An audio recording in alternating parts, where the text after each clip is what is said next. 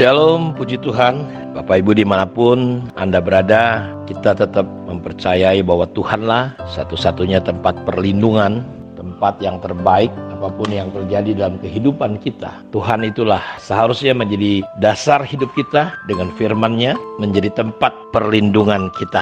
Kita sampai kepada kesimpulan yang bisa saya bagikan kepada Bapak Ibu tentang kebenaran, tentang teguran. Dalam 1 Timotius pasal 5 ayat 1 sampai 2, nasihat daripada Rasul Paulus kepada gembala sidang yaitu Timotius. Dia berkata begini, "Janganlah engkau keras terhadap orang yang tua, melainkan tegurlah dia sebagai bapa. Tegurlah orang-orang muda sebagai saudaramu, perempuan-perempuan tua sebagai ibu, dan perempuan-perempuan muda sebagai adikmu dengan penuh kemurnian." Ada sebuah statement, jati diri identitas seorang sahabat sejati adalah mereka yang berani menegur kita. Makanya Soleman mengatakan bahwa tegur yang nyata-nyata jauh lebih bagus daripada kasih yang tersembunyi. Jadi statement yang dibangun oleh banyak orang yang berkata bahwa teman terbaik, sahabat yang sejati adalah mereka yang berani menegur kita ketika kita berbuat salah.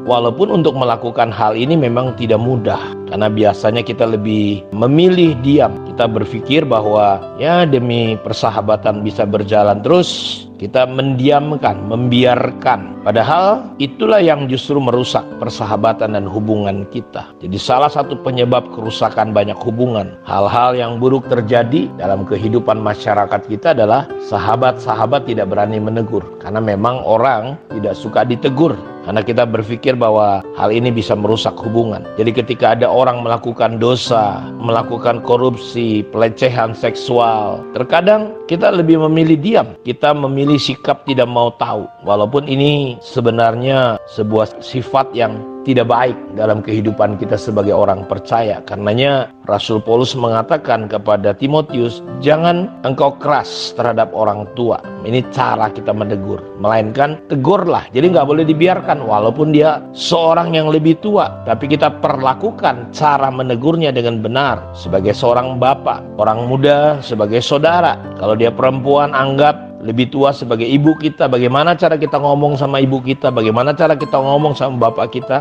harus jelas. Karena itu ada beberapa hal penting yang kita perlu lakukan ketika kita mempraktekkan proses menegur ini. Yang pertama adalah kita membutuhkan iman, keberanian. Kenapa? Karena zaman kita hidup hari ini, kita sedang hidup pada zaman ya memang orang tidak berani menegur, orang tidak peduli. Makanya kita perlu dapatkan iman, kebenaran tentang teguran ini. Supaya apa? Supaya kita punya iman, sehingga kita bisa berani. Kita tidak sungkan, kita tidak takut. Karena kita tahu justru kalau kita membiarkan kesalahan, dosa, justru itu akan membawa kepada kerusakan dan kehancuran. Jadi kita perlu iman, perlu keberanian untuk menegur ketika terjadi kesalahan. Paulus berani, saudaraku, menegur Petrus ketika salah. Nathan diperintahkan Tuhan dan dia berani walaupun posisi Daud sebagai raja. Tuhan Yesus tegur murid-muridnya.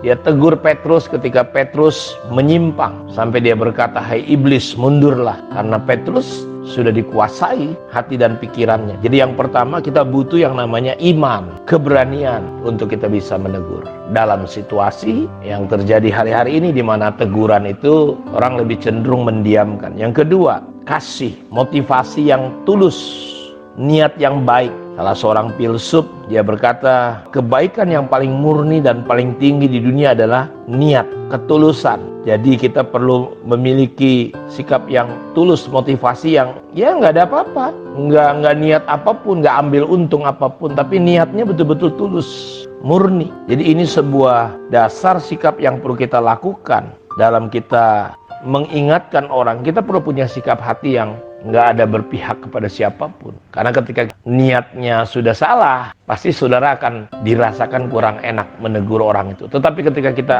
niatnya adalah kasih, ketulusan, itu justru teguran itu menjadi disukai, disenangi oleh orang itu. Dia merasa dapat sesuatu karena dia dilindungi, diselamatkan dari hal-hal yang keliru. Yang ketiga, kita perlu hikmat. Walaupun kita punya iman, kita udah ngerti, tahu, tapi kita dalam cara menyampaikan, kita butuh hikmat yang ketiga. Makanya kalau saudara perhatikan, Paulus mengajarkan supaya Timotius memperlakukan, kalau dia orang tua, perlakuan kayak orang tua. Itu kan butuh hikmat ngomong sama orang tua. Sama anak kecil saja kita ngomong butuh hikmat. Kita perlu bantuan Roh Kudus. Untuk apa? Sehingga ketika kita ngomong, tentu dengan hikmat Tuhan kita ngomong, bukan dengan kedagingan, bukan dengan emosi. Walaupun kita sudah punya niat baik, kita punya iman, tapi kita nggak punya hikmat, justru teguran kita akan jadi persoalan. Itu yang banyak terjadi. Banyak orang dalam rumah tangga maksudnya baik, ya, dia nggak ingin, ini ada kekeliruan. Tapi saudara, cara dia menyampaikan tegurannya tidak penuh dengan hikmat. Akhirnya yang terjadi perkelahian. Suami istri jadi ribut, berkelahi. Kenapa? Bukan karena niatnya salah, tapi karena caranya. Cara ngomongnya mungkin, mimik wajahnya mungkin. Jadi kita perlu memang penuh hikmat lah supaya apa yang kita sampaikan bisa diterima. Coba kalau misalnya ada orang tidak berhikmat, ada orang bersalah, dibentak, ditegur di depan umum. Pernah nggak saudara ngalami kayak gitu? Pasti perasaan saudara nggak enak. Jadi butuh iman, keberanian. Yang kedua, kita membutuhkan yang namanya motivasi yang tulus. Yang ketiga, kita membutuhkan yang namanya hikmat. Jadi cara kita harus betul-betul, kalau belum waktunya, ya tunggu tenang dulu. Ketika Adam dan Hawa jatuh ke dalam dosa, Tuhan gak serta-merta langsung menegur. Tetapi ketika hari sejuk, cool the day, hari yang dingin, sejuk, jadi ketika suasananya bagus, barulah Tuhan bicara. Jadi yang berikutnya adalah bahwa kita menegur itu karena memang kita tahu situasi kondisinya. Jadi jangan hanya tahu dari informasi orang lalu tiba-tiba ujuk-ujuk datang. Enggak, kita memang punya data. Seringkali saya tidak mau dengar apa kata-kata orang. Oh, si dia itu begini. Saya biasanya abaikan. Kalau saya ingin tahu betul, saya lebih bagus jumpai empat mata, tanya, ada situasi begini loh, gimana? Jadi kita punya data dan kita tidak jadi gosip.